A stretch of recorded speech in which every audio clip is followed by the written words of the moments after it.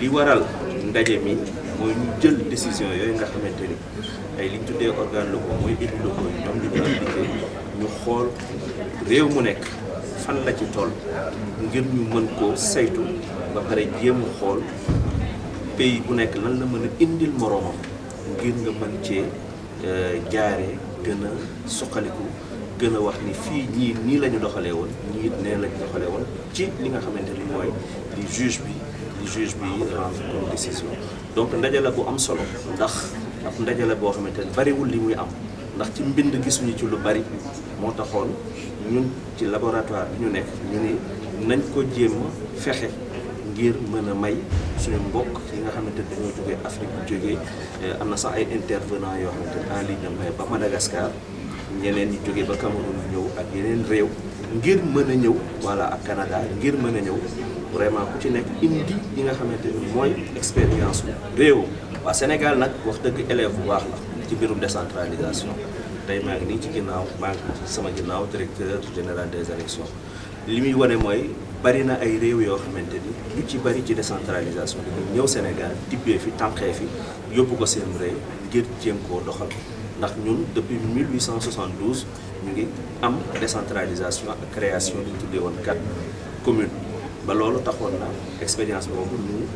gën koo yaatal ci Afrique de l'Ouest ak Afrique centrale ba loolu taxoon ba réew yooyu tamit gën a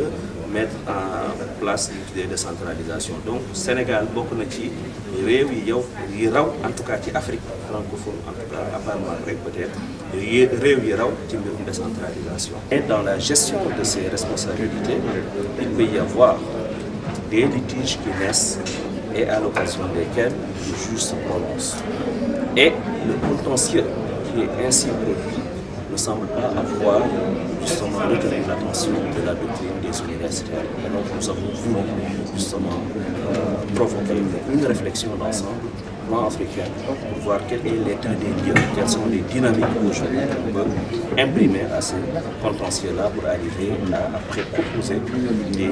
conclusions. Alors la décentralisation, nous par exemple, les États n'ont pas connu justement une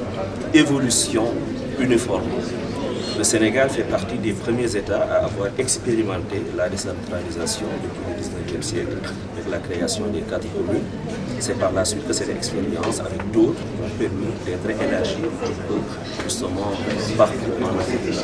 Mais suivant les influences notamment des colonisateurs, suivant aussi les modalités qui ont été mises en œuvre après l'accession à l'indépendance, la décentralisation n'est pas au même niveau. Il y a des pays qui sont très en avant, il y a d'autres en revanche qui sont encore justement à un stade plus ou moins embryonnaire. Mais pour autant, tous les pays aujourd'hui, même les États qui sont considérés comme des États fédéraux,